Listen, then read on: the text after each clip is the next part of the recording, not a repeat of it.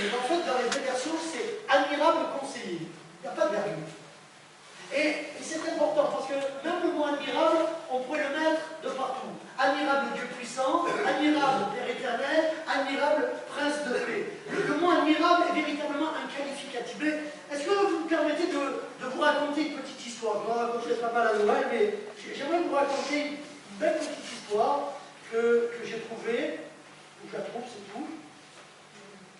Je vais vous la lire. Et puis, on va s'appuyer sur cette histoire pour nous rappeler réellement que Jésus-Christ, c'est l'admirable conseiller. Donc c'est une histoire vraie, vécue par des pasteurs qui travaillaient dans l'extrême nord du Canada. L'épouse du pasteur écrit: « Un certain hiver, plus froid que les autres, restera toujours gravé dans mes souvenirs. Mon mari était presque toujours absent, visitant les colons qui habitaient plusieurs districts éloignés.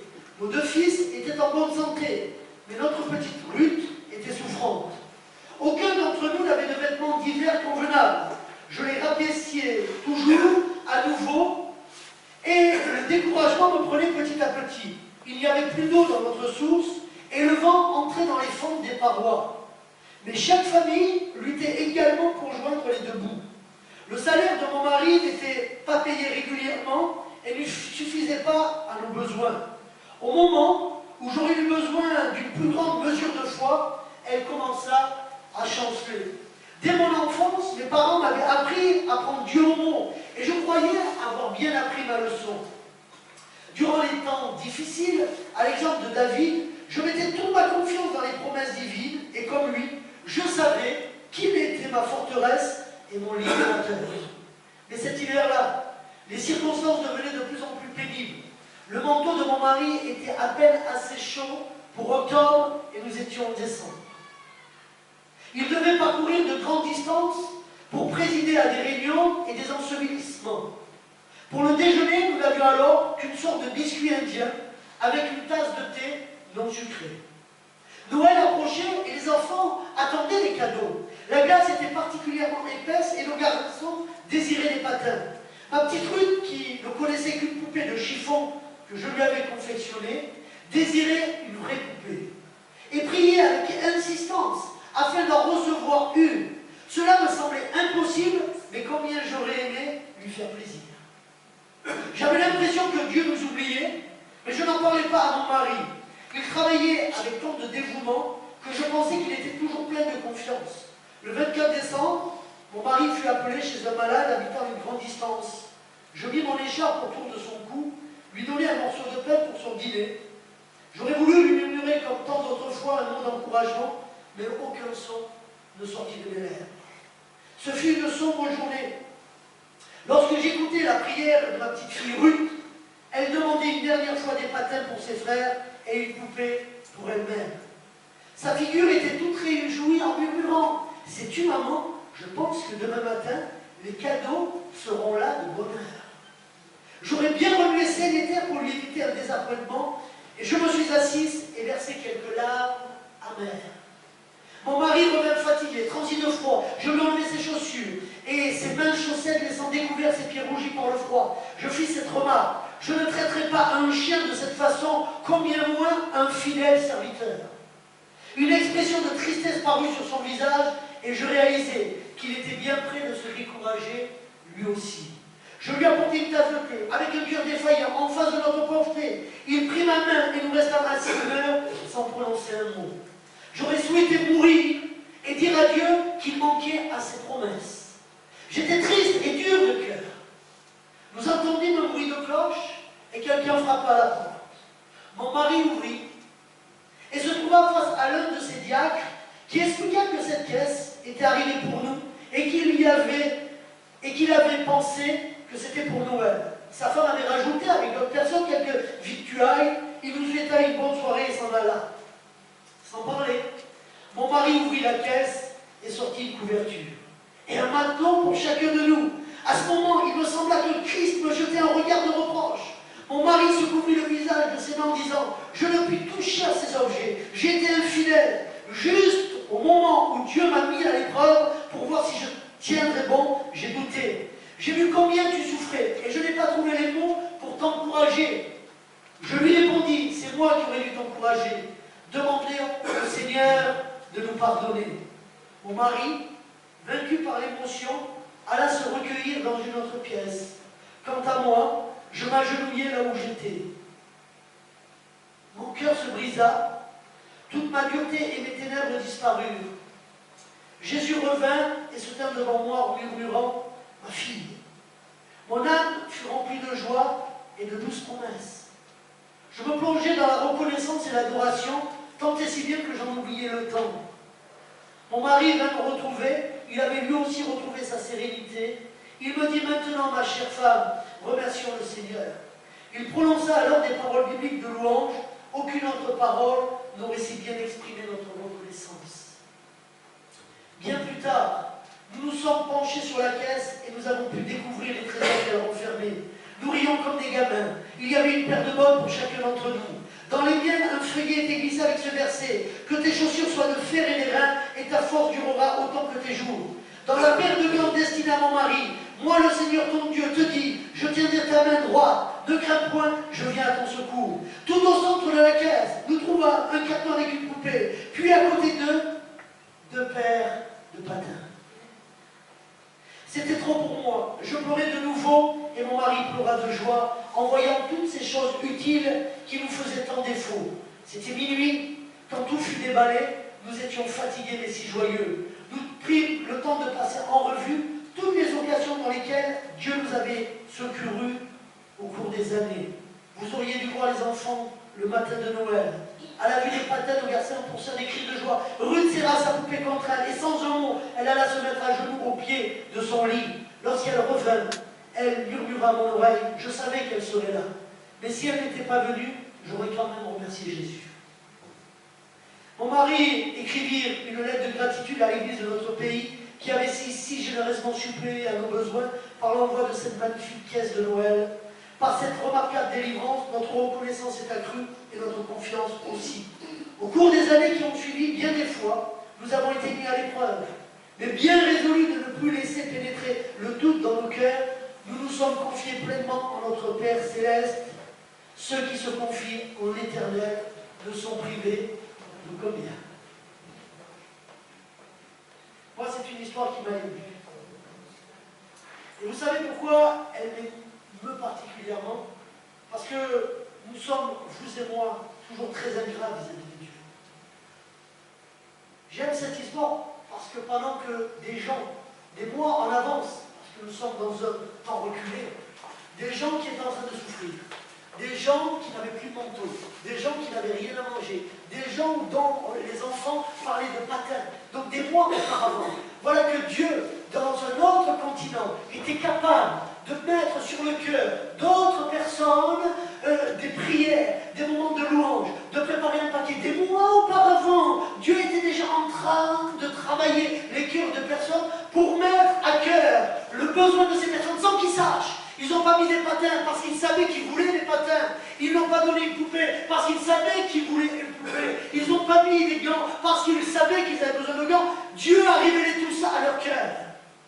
Dieu a révélé tout ça à leur cœur. Et mes amis, j'aimerais vous dire ce matin que Dieu est un admirable conseiller. C'est un admirable conseiller. Et je suis toujours étonné. Lorsque je lis ces merveilleuses histoires, je suis toujours dans l'étonnement. Je suis toujours surpris de la grandeur et de la gloire de Dieu. Je ne peux me lasser de lire ces vieilles histoires où nous voyons comment Dieu intervient, comment Dieu prépare, sans que les gens, qui pourtant n'ont plus rien, sont dans le doute, pleurent, sont désespérés, pensent que Dieu n'entend pas leurs prières, mais lui, il est l'admirable conseiller. Mon ami, tu es peut-être dans le tourment à Noël. Peut-être tu dis, je vais passer Noël seul. Mais Dieu n'est pas orphelin de ses prières. Dieu n'est pas un Dieu qui n'entend pas tes cris et qui n'entend pas tes plaintes. Il va agir. Autant convenable, il va agir. Parce qu'il est un admirable conseiller. Amen.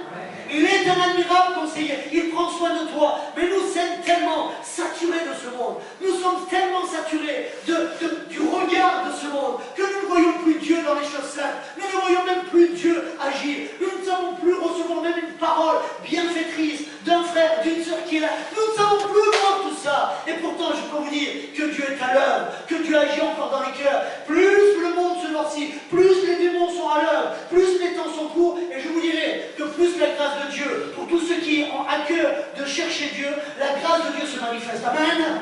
Et si vous décidez de faire de Jésus-Christ votre admirable conseiller, alors vous allez vivre, et vous allez expérimenter ce que ce texte nous vit. Mes amis, quel merveilleux conseiller! Outre que ces gens attendaient, ils vont recevoir, et on va rentrer juste pendant 5 minutes, j'en parlerai la semaine prochaine, ils vont rentrer pleinement, mes amis, pleinement dans ce que Dieu avait en réserve pour eux. C'est des gens, mes amis, qui vont recevoir l'admirable, le miracle de Dieu. Mais ils vont recevoir le conseil de Dieu. Pour le mari, ne te décourage pas. Pour toi, femme, sois capable de mettre à tes chaussures le fer et les reins. Sois solide, ne doute plus, ne crains plus. Il va les conseiller, il va leur parler. Et lorsque le texte termine, il dira, plus jamais alors, on ne se découragera. Plus jamais alors on a douté. Mais à chaque fois, qu'est-ce qu'on a fait? On s'est confié en l'Éternel. On s'est confié en l'Éternel. Je vous le redis, je suis épuisé de voir le peuple de Dieu toujours épuisé.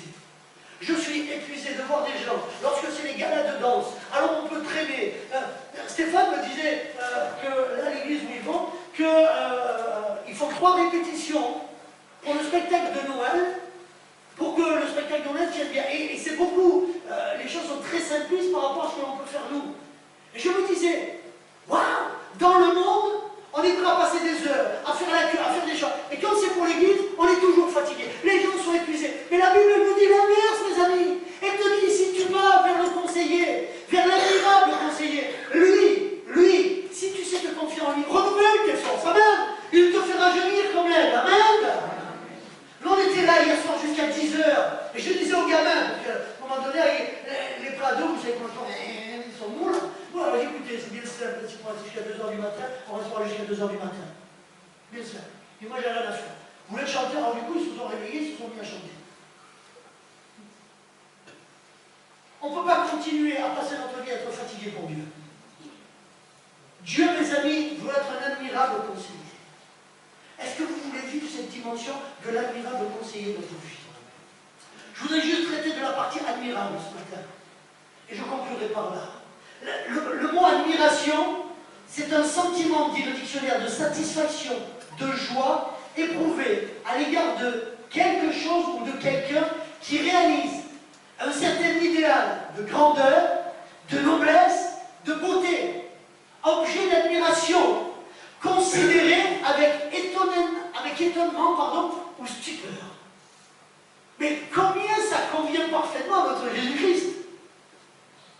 La beauté, la noblesse, la grandeur, l'idéal, l'étonnement et la stupeur.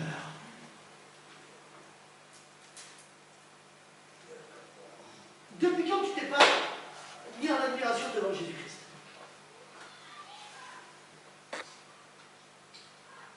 Je me rappelle que nous avions passé, il y a quelques années, on avait fait une soirée spéciale parce que nous avions reçu une cassette vidéo d'un homme, d'un pasteur en Afrique qui avait vécu une résurrection. Et cette résurrection avait été filmée.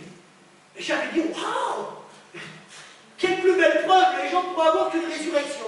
Et on avait dit aux gens, amenez vos amis qui voient ça. Alors c'est vrai, ça se passe en Afrique, mais la résurrection, il y a la résurrection, elle est filmée, elle est là. Et je me rappellerai toujours été, à la fin de l'estrade, il y avait une incrédulité dans les cœurs, une froideur dans les cœurs. Mais parfois je me demande qu'est-ce qui peut encore réchauffer le cœur des chrétiens. Vous parlez de guérison, oh, oh, oh. Vous parlez de baptême sur de oh. Vous parlez de baptême, oh. Mais depuis quand on ne s'est pas mis en admiration devant Dieu? Jusqu'à quand la parole d'un enfant, la parole d'un élève, mes amis, plein de choses peuvent nous émouvoir. Je relisais la lettre dans le GME, vous la lirez, de cet enfant d'Inde qui se réjouissait. Et nous avons nos amis roumains qui sont venus avec leur petite fille Anka. Et Anka, elle est roumaine. Et elle ne connaît pas un mot français. Et elle est venue à la répétition, et à chaque fois vous dites Anka, viens. Et Anka, elle est venue de suite ce matin, elle ne connaît même pas les paroles. Elle vient. Et vous sentez cette joie dans cette gamine qui me rappelle cette lettre d'Inde où cet enfant a été abandonné. Et cet enfant a été recueilli, vous lirez l'histoire, a été recueilli dans l'orphelinat que l'on parraine. Et cet enfant dit, mais aujourd'hui je suis heureux parce que j'ai trouvé une famille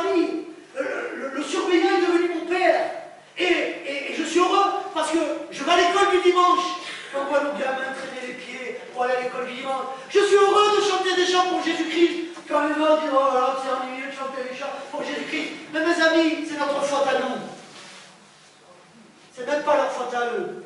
On les a tellement nourris du monde qu'aujourd'hui on en paye tous les fruits et les conséquences. De nous être nous-mêmes nourris du monde, nous en avons fait payer les pots cassés à nos gamins. Et nous avons besoin de nous reprendre. Et nous avons besoin de ramener les réalités. Parce que nous sommes en train de perdre encore et encore des générations par notre conséquence. Et cet enfant dira, je me réjouis. Et quand je vois cet enfant qui arrive de Roumanie, qui a rien, et venir simplement là, et se réjouir de tout. Alors je me dis que simplement dans ce fait-là, mon cœur était en joie hier soir. Quand les nôtres disaient, au bout de dire, oh, il fallait récupérer les parents, il faut que je parte, on a autre chose à faire. Et eux seraient restés jusqu'à 10 heures, parce que c'est un tel plaisir. Mes amis, on ne sait même plus voir Dieu. Où est Dieu? On ne sait plus admirer Dieu dans les choses saintes. On a oublié la noblesse, on a oublié la beauté, on a oublié l'idéal, on a oublié la grandeur, on a oublié l'étonnement. Moi, je suis toujours étonné, je suis désolé. Moi, à chaque fois que quelqu'un vient à l'imposition des mains et qu'on me dit, oh pasteur, j'ai été guéri. Ben moi, je m'étonne, je vais vous donner. Il y a 2 dimanches, j'ai donné une parole sur quelqu'un qui a un problème aux intestins et qui Dieu dit, pendant un moment, je te guéris. D'accord? J'en ai parlé à personne. D'accord? Et lorsque je suis rentré chez moi, je me suis dit, mais Yann, est-ce que cette parole, elle ne serait pas pour toi? Tu l'as donnée, mais est-ce qu'elle n'est pas pour toi? Et je peux vous assurer, j'avais mes problèmes, j'ai des problèmes importants aux intestins, qui étaient là, et je reprenais mes médicaments parce que c'était là, et ça revenait de plus en plus, et jusqu'à ce que je perde du sang, etc. Et j'ai donné cette parole, et en fait cette parole était pour moi, j'étais totalement guéri, j'ai plus rien. Ça ne veut pas dire que peut-être j'aurais pas écrit dans 2 pour d'autres mois, j'en sais rien, ça appartient à Dieu. Mais là, au jour d'aujourd'hui, je peux serrer ma ceinture, je n'ai pas besoin de mettre un pull, et puis vous voyez avec un pull dessous, c'est dire, ah, il a des soucis. Parce que je ne peux plus me mettre une ceinture, je ne peux plus serrer, je ne peux plus rien faire. Et Dieu, et moi je suis toujours stupéfait. Pour vous, ça ne vous paraît rien, mais quand quelqu'un vient demander l'onction d'huile et qu'il est guéri, pour moi je remercie le Seigneur. C'est toujours glorieux, c'est toujours quelque chose d'exceptionnel. Quand je vois quelqu'un passer de l'amour à la vie, je dis merci Seigneur, c'est encore beau, c'est encore beau, c'est encore merveilleux. Mes amis, on est tellement saturés de ce monde qu'on ne sait même plus se réjouir de rien. Et je vais vous donner une preuve, vous savez que vous réjouir de rien. Je vais vous montrer. Il y a 3 ans en arrière, 4 ans en arrière, le maire de la ville, peut-être 5 ans, maintenant, 3 ans, décidait de mettre des lumières partout dans la ville. Et je me souviendrai toujours la première fois où je suis passé à l'île de la République avec tous les nouveaux éclairages. J'étais waouh! C'était beau, c'était magnifique, c'était cela. Et la dernière fois, j'allais visiter ma grand-mère et je suis passé par Saint-Jean-du-Bas et je voyais ces éclairages. Et maintenant, encore qu'il est minable, toujours les mêmes éclairages depuis 5 ans. Ça réjouit même plus mon cœur. Parce que ça, c'est des choses humaines. Mais mes amis, tout ce que Dieu nous propose, dans chaque fois où vous pouvez voir, chaque fois que vous chantez un chant, j'ai retrouvé les paroles du chant de Quel ami fidèle et tendre. Écoutez, l'histoire est incroyable. Je la connaissais en partie, je croyais la connaître parfaitement, mais là, je l'ai, elle sort dans le prochain JME. Et écoutez, c'est une histoire incroyable de cet homme qui a écrit ce chant, Quel ami fidèle et tendre nous avons en Jésus-Christ. Un chant extraordinaire. Et je lisais l'histoire de cet homme, mais moi j'étais bouleversé. Bouleversé de voir des hommes qui sont capables de passer des épreuves terribles et toujours garder leur confiance en Dieu, toujours étant aimer Dieu. Quand, lorsque dans nos vies, simplement parce que Dieu n'a pas répondu, parce que simplement on n'a pas fait la mise, parce que simplement j'ai la fin du mois qui est un peu difficile, pasteur où est Dieu, pasteur je crois que je vais tout lâcher, pasteur je vais tout abandonner. Oh mes amis, reprenons, où on en est? Moi Dieu m'étonne toujours. Moi, Dieu me laisse toujours dans un étonnement. Et la Bible est truffée d'exemples. Et je conclue là. On reprendra la fois prochaine dessus. La Bible est truffée d'endroits où il dit, mais je suis ce Dieu. Lorsque Méchimélec vient devant Abraham, il dit, y a-t-il quelque chose? Lorsqu'il annonce que Sarah sera enceinte. Sarah, elle est vieille. Les 90 ans ont déjà passé. Et lorsque cet homme de Dieu vient lui dit, écoute, je reviendrai l'année prochaine et tu attendras un enfant. Elle était cachée, elle a fait... Et j'ai l'impression d'entendre beaucoup de chrétiens aujourd'hui. Un pasteur, les miracles, c'est pour avant. D'accord? Vous êtes dans des milieux où on dit, le baptême du Saint-Esprit, c'est avant. Et vous savez que même dans la Bible, les choses sont conférées à tel point. Lorsqu'on parle du baptême du Saint-Esprit, je fais une aparté d'1 minute là-dessus. Lorsqu'on vous savez qu'il y a plusieurs Pentecôtes dans la Bible? Les gens vous parlent toujours de la première Pentecôte. Mais rien que dans les actes, il y a 3 Pentecôtes.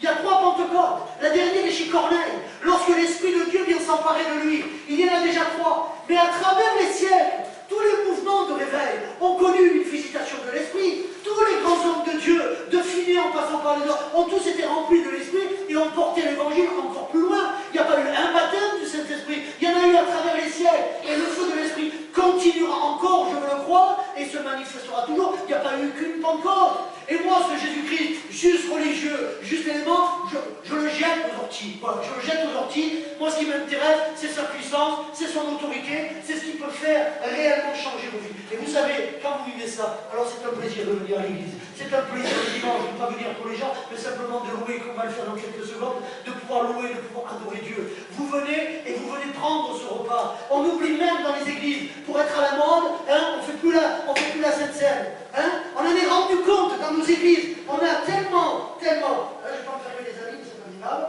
J'ai l'habitude. Voyez ce verre là. Ce verre. On en est même rendu dans nos églises. Par confort. Par confort. Aujourd'hui, on est en compte. Je ne sais pas combien on est ce matin. C'est nombreux quand même. En compte, on va tous boire dans la même coupe. C'est ça le pasteur.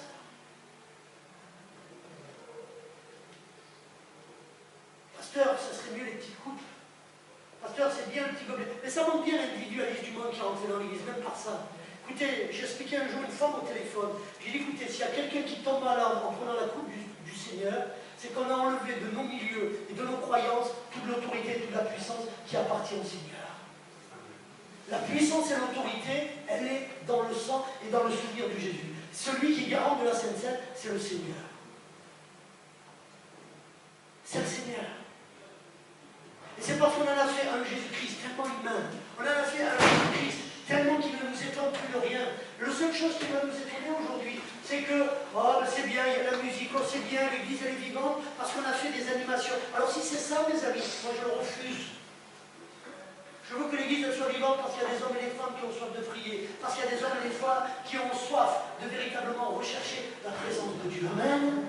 Et tout le reste n'est que là, c'est un plaisir. Mais mes amis, ne perdez pas, soyez étonnés, vivez l'admirable. Depuis quand tu n'es pas épanoui devant le Seigneur? Depuis quand tu n'es pas extasié devant le Seigneur? Moi, vous savez ce que je fais souvent? Je reprends les gens qui sont dans l'église, parce que souvent ils sont découragés. Et vous savez ce que je fais avec eux? Je dis, mais regarde d'où tu viens. Mais regarde ce que tu étais.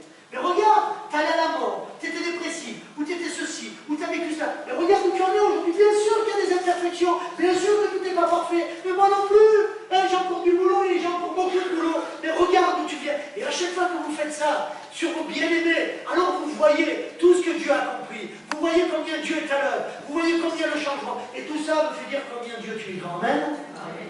Dieu Tout-Puissant, quand mon cœur considère. Vous savez comment ce chant est écrit? Pendant qu'ils vont venir préparer la Sainte Seine, c'est un homme était devant un orage. Il s'était mis devant la mer et il contemplait. Et il a dit, en voyant ce spectacle-là, Dieu Tout-Puissant, quand mon cœur considère tout l'univers créé par ton pouvoir. Ce chant est né simplement en contemplant la beauté et la nature de Dieu. Amen.